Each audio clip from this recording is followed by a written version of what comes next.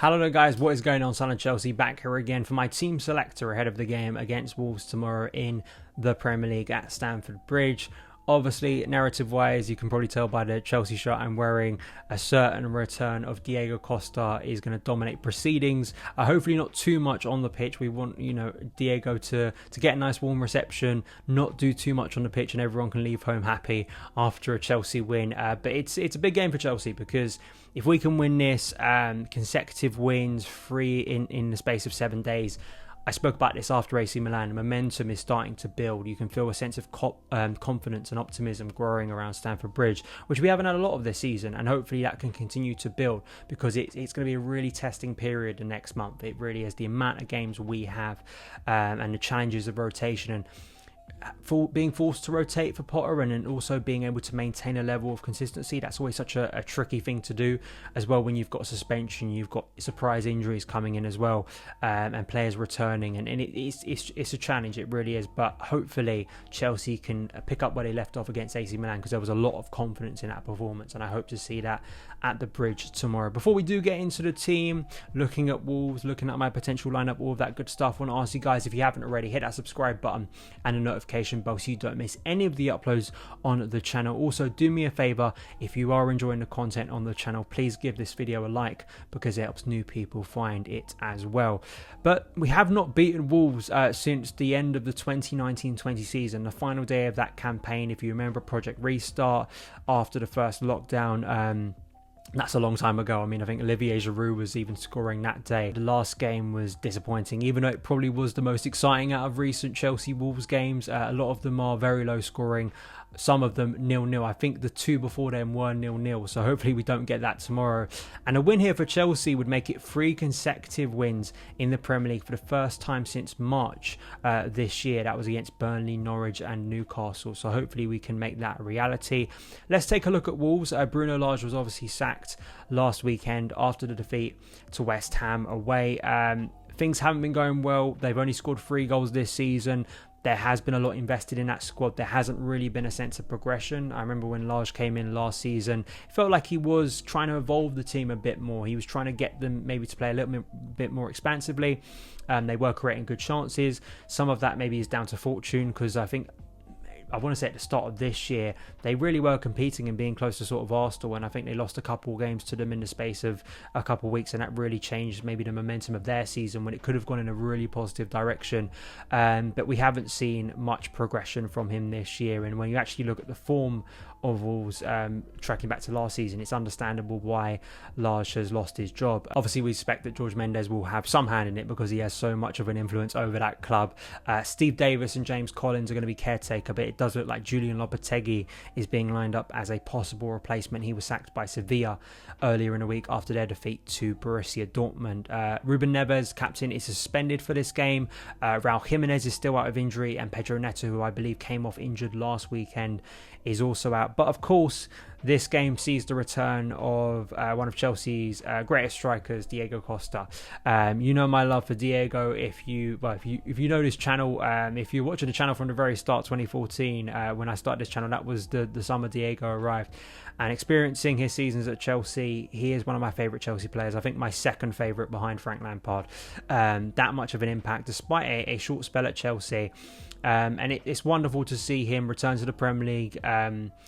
Just a player that I think is still casting a bit of a shadow over Chelsea because of what he achieved, the level of goal scoring and the impact and productivity and clinical nature, and the way he led the line at the time with such ferocity and such skill and flair, and we really have not replaced that. And that has been, I think, the problem. I think only Tammy Abraham has come closest in terms of like Premier League goals in a single season, and he was still 5 off Diego, who got 20 goals in two Premier League seasons out of the 3, obviously winning the Premier League title in both of those.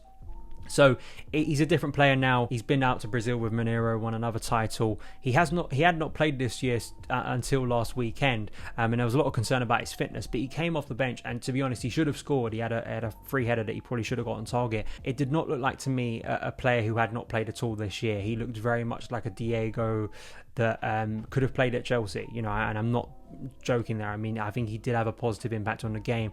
So to just write him off and think this is just sort of a retirement sort of journey for him at this point in his career, you know, there were a lot of stories when he was here of how unhappy he was in the Premier League and wanted to get back to Madrid. For him to be pulled back to the Premier League with Wolves, there quite clearly is a fire within Diego to still prove something. And it's nice, I think, for him, for Chelsea, for all of us, that he can come back to the Bridge and hopefully really get a warm reception tomorrow. Not too much, because we don't want to see him obviously score against us. That would be a little bit heartbreaking, but lovely to see such a great player back at the Bridge, and you know, a sign of what Chelsea have to replace and try and reach to in the coming years, because he is one player that unfortunately we just haven't been able to replace in any way. I don't think you can replace the unique character of Diego Costa, but in attack we really have struggled to match what he gave us in those 3 seasons, particularly the first and last in the Premier League. But let's look at Chelsea. No Fofana, no Kante. That's what Graham Potter confirmed in his press conference earlier today.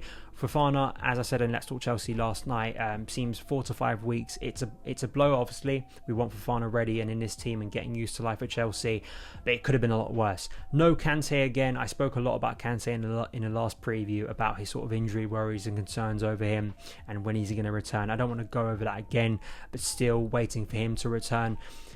Going into the lineup and predicted lineup, there's a bit of me. We've had 3 games, 3 different formations, different personnel.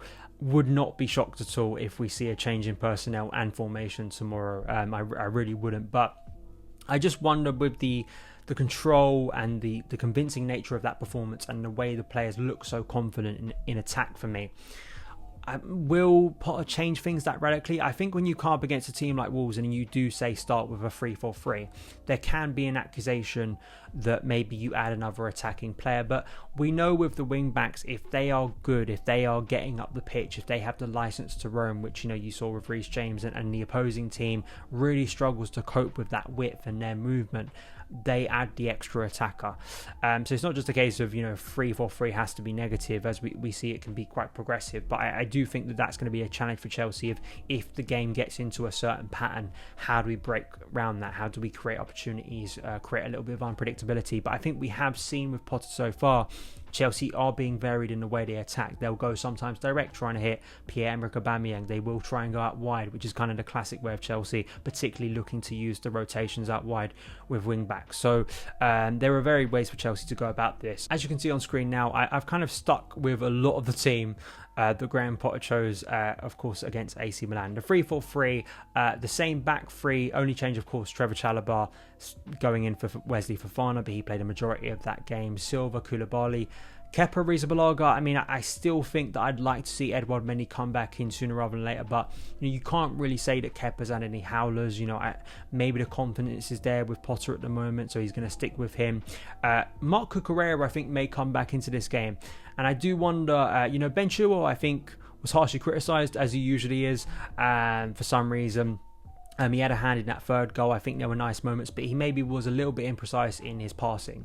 And I do wonder if that's something in a game like this Potter will be looking at, and Marc Cucurella, kind of the tempo of passing that Chelsea will need. And particularly, I'll show another formation that Potter might go for with different personnel that I think Cucurella, just for that competition, will come in here as the left wing back. I think Kovacic and Loftus-Cheek, particularly Loftus-Cheek, has got to keep his place after the midweek performance. I really do. Reece James is obviously keeping his place.